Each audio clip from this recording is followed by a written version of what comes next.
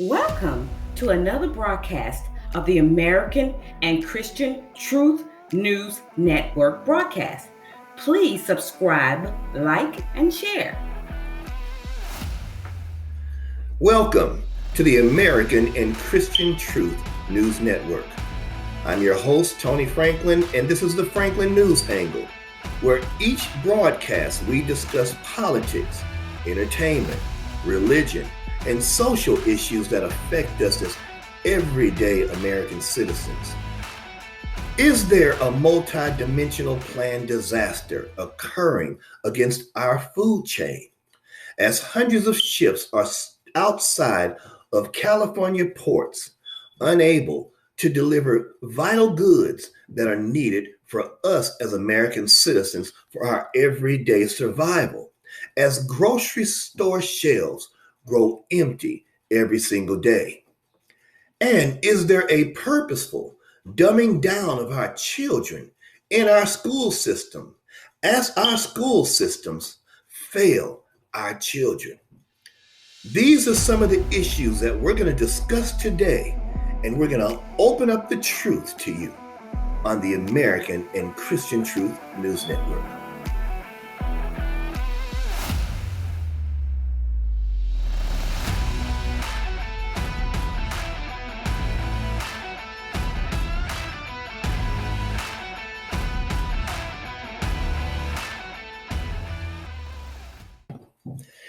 Is there a purposeful, multi-dimensional planned disaster that is being set up against our food chain?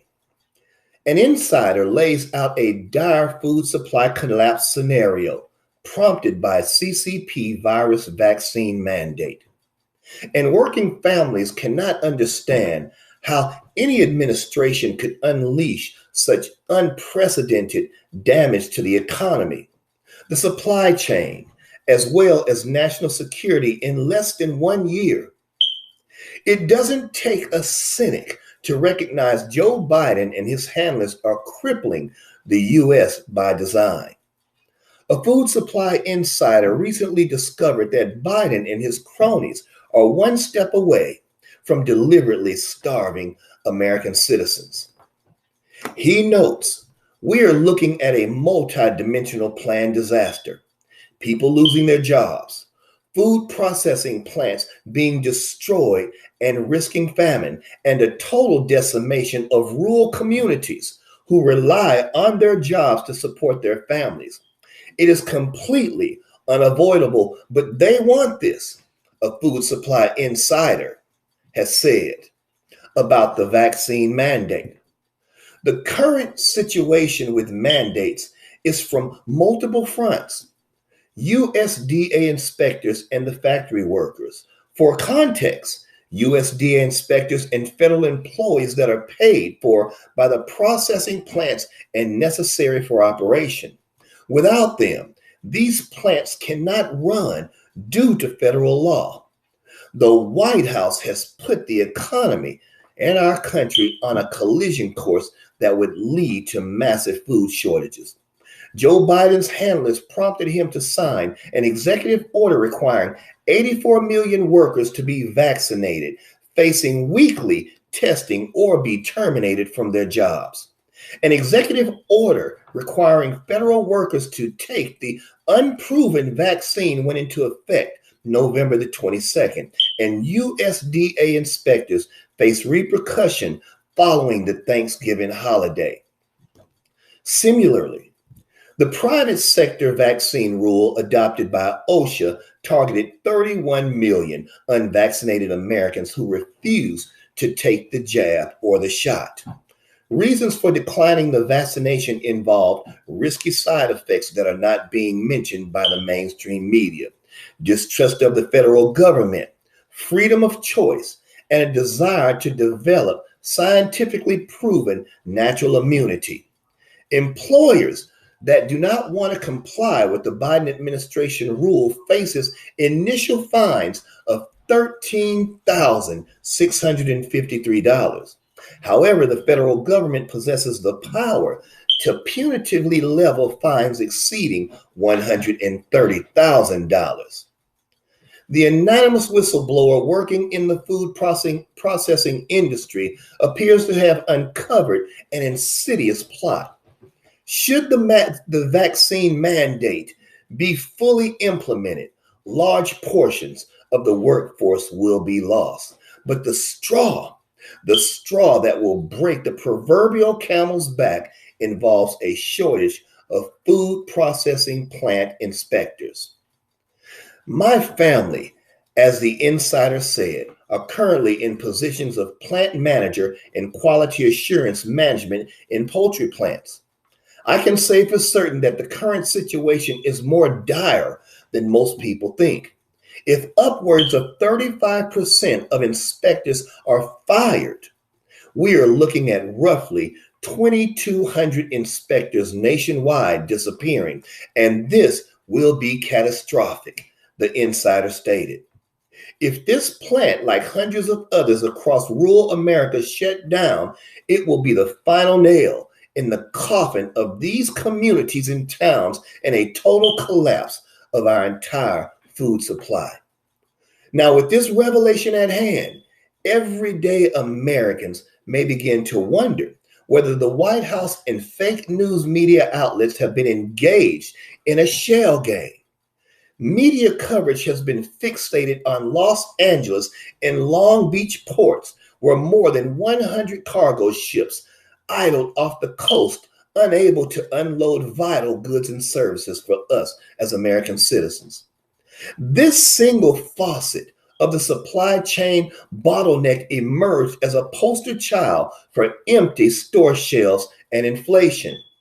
But the ballyhoo about West Coast supply chain incompetence serves only as a distraction. The Biden administration appears to be leaving nothing to chance. Private businesses remain under fire from a White House mandate that threatens workers at all major shipping ports, food processing plants, and freight hauling operations. Truckers warn that a vaccine mandate would sideline thousands of truck drivers, effectively bringing every segment of the food supply chain to a screeching halt. Commercial motor vehicle operators deliver more than 70% of all goods and products, including food. Thanks to 27 state attorney generals, Joe Biden and his handlers were beaten in court. The U.S. Court of Appeals of the Fifth Circuit Court upheld a ruling that OSHA vaccine mandate was unconstitutional. Many anticipate the White House to file an emergency appeal to the U.S. Supreme Court in an attempt to drive a stake through the heart of the food supply chain. Democrats and their minions in the established media will likely attempt to dismiss the insiders' boot on the ground observations of all this. That could prove difficult given the fact that wide-reaching organizations, including the American Farm Bureau Federation, National Pork Producers Council, National Cattlemen's Beef Association, and the National Turkey Federation recently sent a letter to Agricultural Secretary Tom Vilsack regarding the vaccine threat. We cannot emphasize enough how detrimental even minor disruptions in the processing capacity of other critical USDA functions may be, as we cannot afford to exacerbate existing supply chain issues at such a fragile point in our recovery, the joint letter reportedly states. Should Joe Biden and his handlers manage to sideline hundreds of USDA inspectors, food processing plants across the country will go offline, and American families across this nation will go hungry or either starve.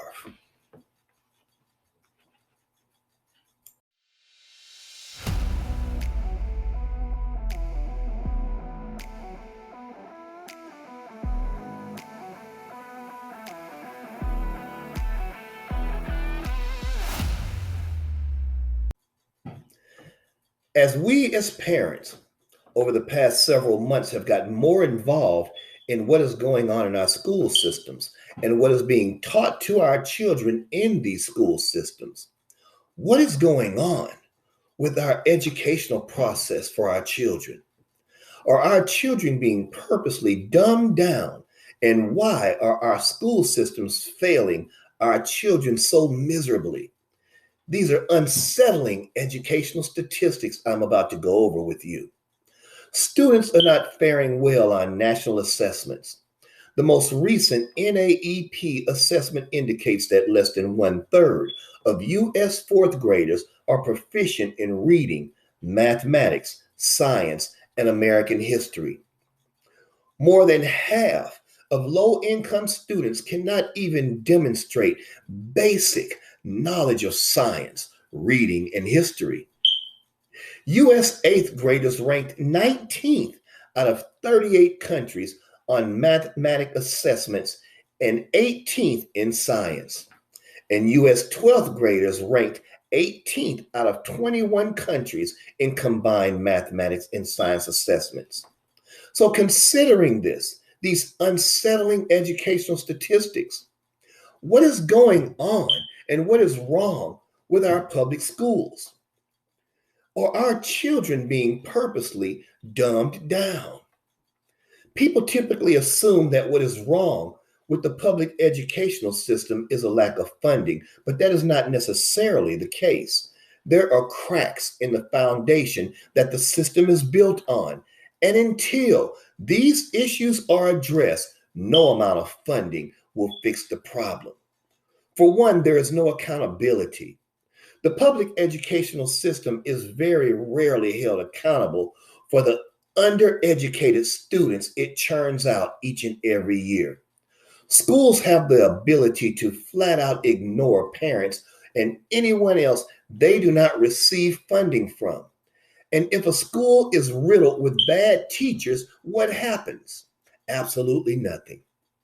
The teacher keeps their job and the public school stays in business. Nobody wastes time on the concept of customer satisfaction in our school system. And after all, the customers are merely uneducated kids who won't realize they are getting a raw deal until they enter college or the workforce and find that they can't keep up. Since 1960, the amount spent per pupil has more than tripled after dollar have been adjusted for inflation, yet the education of our children are subjected to it not 3 times better. Why isn't the system being held accountable? Another reason is wasted funds. Despite higher than average per pupil expenditures, public educated students in the U.S. are seriously lagging behind public educated students in other countries. Now, according to the Department of Education, public schools receive an average of $9,969 per pupil, twice the average amount spent per student at private and charter schools. Some areas like the District of Columbia spent in excess of $12,000 per public educated pupil. Where is this money going? Does anybody know, or perhaps more importantly, does anybody even care? Those who run schools have no personal risk involved and no incentive to actually cut costs or increase revenues. In fact, when a school does poorly or spends all of its money, more often than not, the school receives even more funding without a dose of public outrage. The funds are almost guaranteed always to be wasted. There are also, number three, political agendas. Public schools are not required to answer to parents, which is a shame. And when parents went to school board meetings and started asking questions and expressing their concerns, they were labeled as terrorists.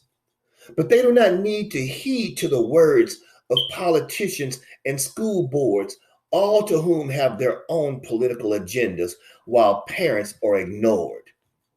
It would not be an exaggeration to say that these agendas, these political and school board agendas, are weakening the entire system, the educational system of our children.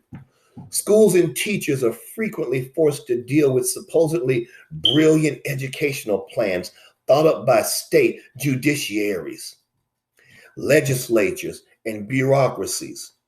The taxpayers are then expected to flip the bill and put the plans into motion.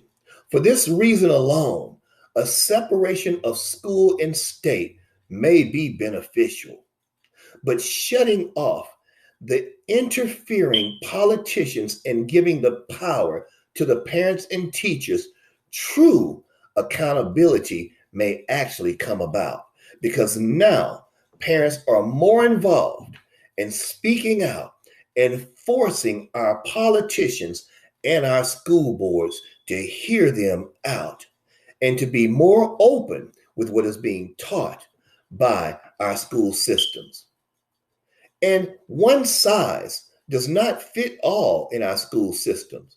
There is no one size that fits all prescriptions for education. Yet that is exactly what most students receive in our public schools. Gifted students often take the same classes as students who need extra help.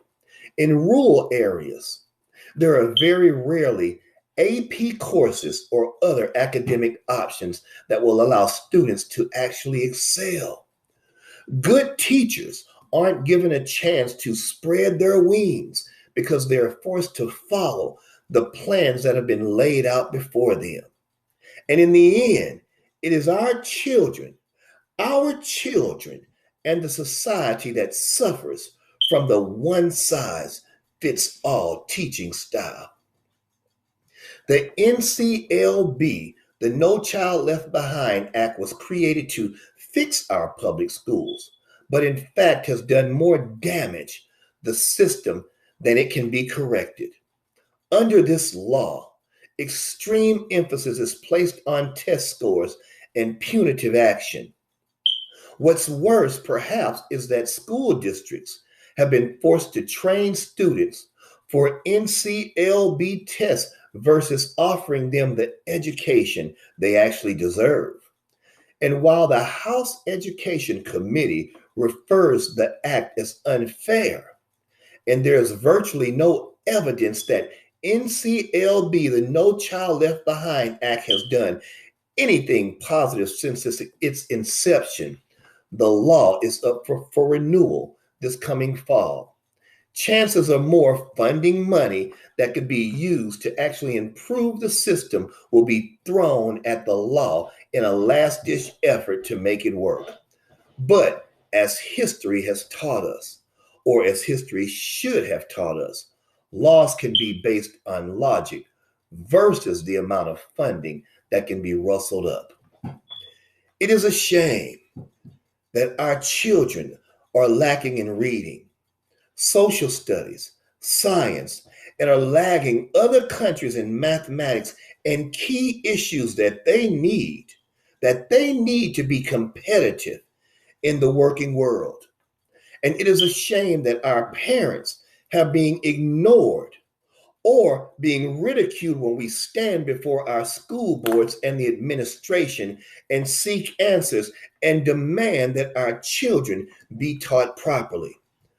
We as parents must continue to fight this injustice over our children's head and make sure that our school boards are held accountable. We should make sure that our school systems are purposely planned for our children. No one rule fits all for all kids because kids learn at different levels, depending on the child. Continue, parents, to stand up for the rights of our children. And if the school board officials refuse to listen or adhere to our requests, then there is one solution and one solution at all. They must be removed.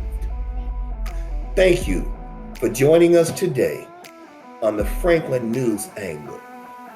It is time that we as American citizens pay more attention to what is going on in our nation in our food chain, in our educational system, in politics, and take a stand when we see things are not right to make sure that correction comes, or that those who are causing these problems in our nation are removed from office. Thank you for joining the American and Christian Truth News Network.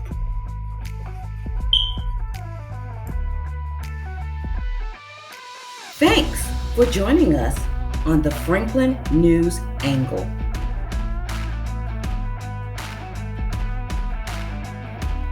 Join us every Tuesday and Friday on the American and Christian Truth News Network.